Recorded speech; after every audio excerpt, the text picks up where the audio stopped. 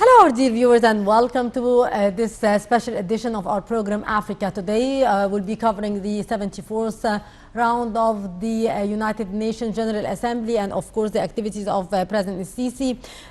In the light of Egypt's current chairmanship of the African Union, President Abdel Fattah Sisi held two trilateral summits with African counterparts aimed at resolving all problems to normalize bilateral relations between the countries.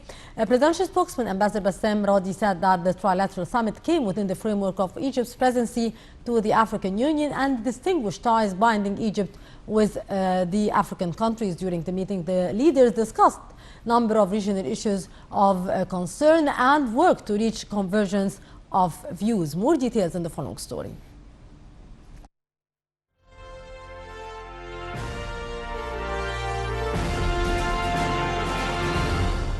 President Abdel Fattah el-Sisi participated in a trilateral summit in New York with Djibouti President Ismail Omar Guelleh and Kenyan President Uhuru Kenyatta. Presidential spokesman Ambassador Bassem Radi said that the trilateral summit came within the framework of Egypt's presidency to the African Union and the distinguished ties binding Egypt with the two countries. During the meeting, the leaders discussed a number of regional issues of mutual concern and worked to reach convergence of views. The president also took part in the tripartite summit with Somali President Mohamed Abdullah Farmajo and Kenyan President.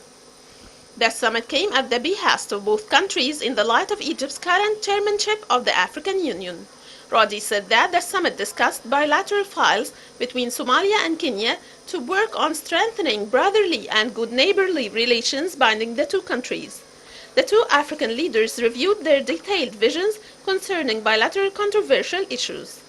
During the summit, an agreement was reached to form a Kenyan-Somali committee to work immediately on adopting measures for restoring confidence and resolving all problems to normalize bilateral ties.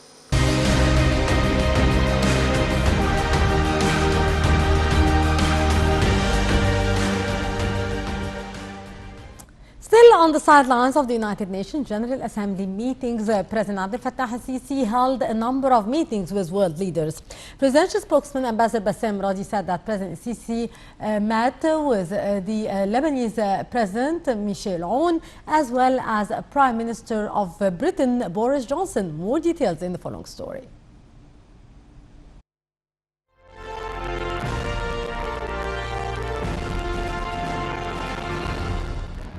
On the sidelines of the United Nations General Assembly, President Abdel Fattah el-Sisi met his Lebanese counterpart Michel Aoun. Presidential spokesman Ambassador Bassem Radi said that President el-Sisi expressed his appreciation to the deep bilateral relations binding the two countries. The president wished the Lebanese more success to achieve more security and stability in the country. The president met as well the Irish Prime Minister Leo Varadkar in New York.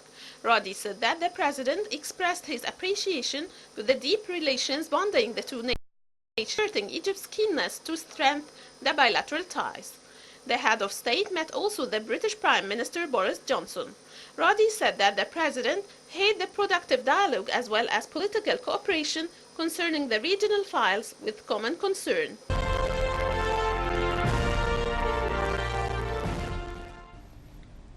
And to shed more light on the President's speech before the 74th session of the United Nations General Assembly, as well as his meetings with African and world leaders, we are very much delighted to have with us over the phone Dr. Sherif Amir, our political analyst. Dr. Sherif, good afternoon to you, sir. Good afternoon. Dr. Sherif, you have listened to the President's speech before the 74th session of the United Nations General Assembly. Of course, several issues were discussed and tackled by His Excellency during his speech, notably combating terrorism, the challenges facing African continent, and the Nile water issue.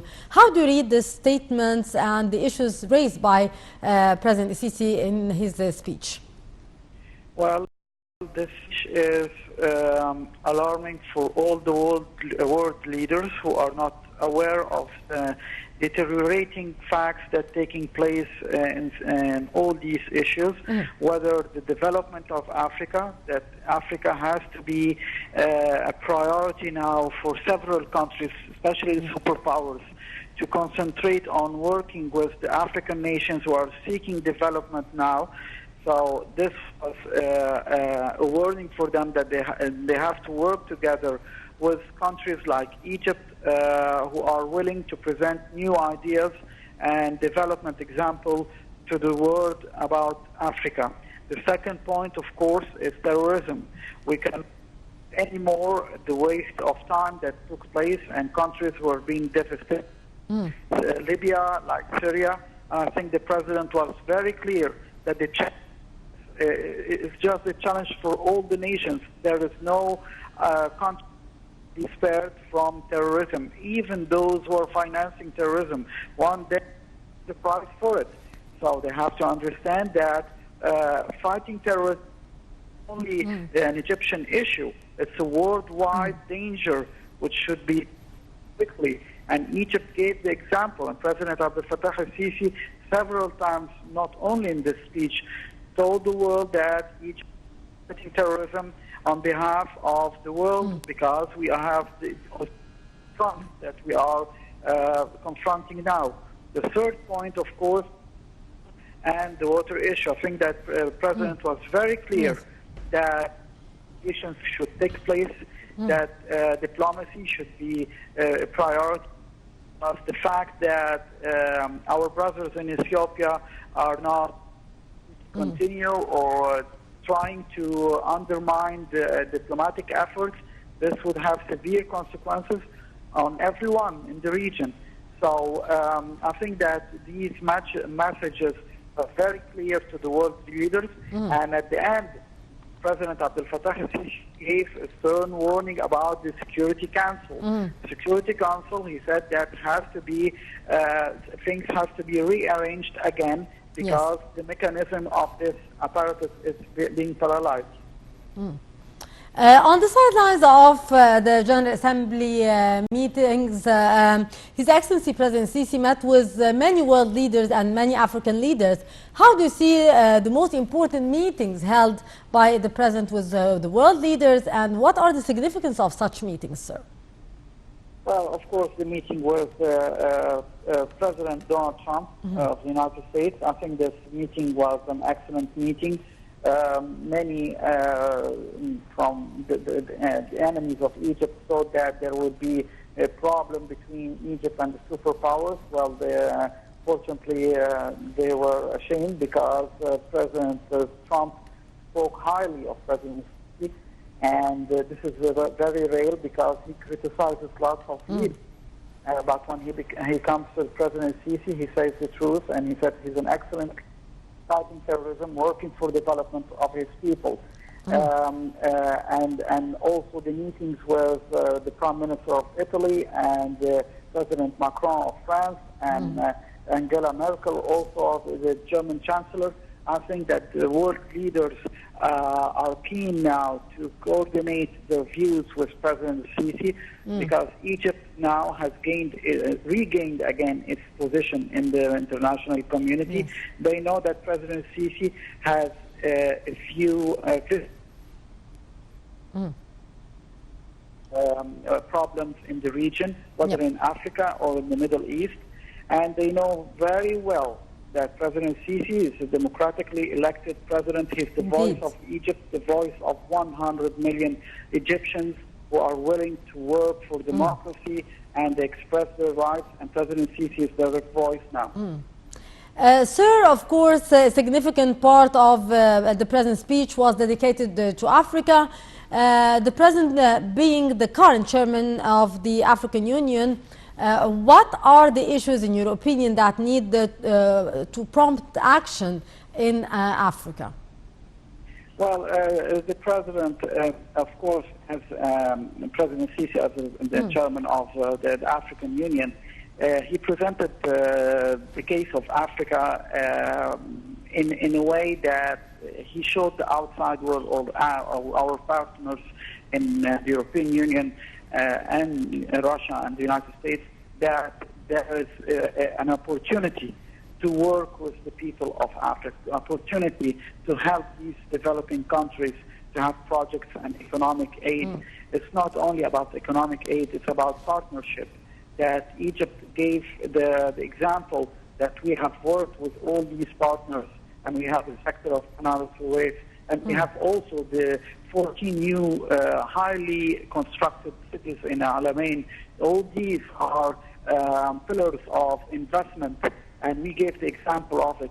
And Egypt has numerous projects in Africa. So when he met the leaders of Europe and also in Africa, he exchanged the views about how we can have a mutual interest on the land of Africa.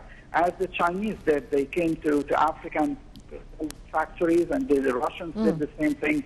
So, and begin something like that with the Europeans. And I think that Europe, especially, they have an interest to listen to President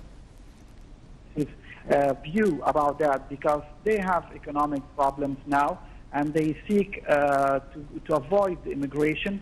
So the only way, as President Sisi told them before, is development of these countries. Yes.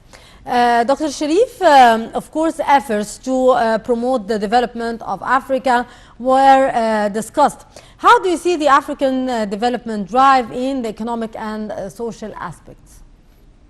Well, things will take time, of course. It won't be done very quickly, because Africa, unfortunately, suffered a lot.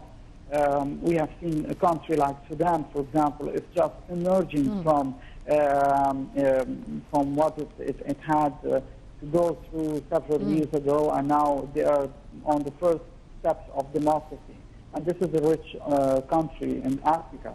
So I think that things will take time, because we have countries like Nigeria, Libya, and Sudan, who are rich countries, and they're all suffering from terrorism and suffering from political instability. So I think that President Sisi had this vision from the beginning that we have to endorse both fighting terrorism and development at the same time. As we did here in Egypt, we cannot neglect anything in that time. So I think that the cooperation will take time, but someone has to lay on the cornerstone of the project. Egypt did it. We started contacting all the African countries from the first day of our presidency of the African Union to start cooperation with the European Union, with other partners, even to have, like what the European did, we could have in Africa exchange of export and import goods from each country, and we could help each other as African unity to develop our economy. Yeah. Dr. Sharif, of course, the threats to Africa's climate was one of the highlights of the climate conference, which was, of course, attended by President Sisi, and he delivered a speech there. How do you see the responses to the needed action to avert the looming threats, especially that many African countries are suffering from the repercussion of the climate change? Of course, this issue wasn't really known before in whether in Egyptian politics or even in Africa. President Sisi was the first to tackle this issue and speak about it clearly.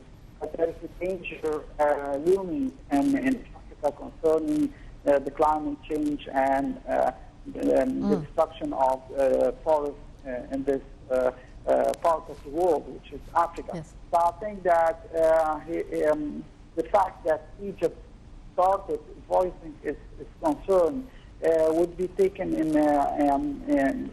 as an alarm, because usually it was the European countries and the superpowers who usually voice their concern. Now that Egypt is joining them, that means the developing countries are seeking to change the fact that we have to preserve our environment, we have to work together with it. And I think that the construction of the new cities in Egypt will have new environmental criteria. The factories and all the industry will have new regulations which will preserve the environment. And we have the Ministry of Environment here working very closely with our partners in Europe. So we have a great role in it, and I think that Africa will benefit from Egypt's experience in that way. Yes, indeed. Dr. Sharif Amir, our political analyst, thank you very much, sir, for your very precious input. And of course, with that, we come to the end of this edition of Africa Today, where we have been tackling the 74th round of the United Nations General Assembly, and of course the activities of President Sisi there, his meetings with many world leaders, and of course the very important speech which was delivered by His Excellency before the 74th session of the General Assembly. Thank you for watching.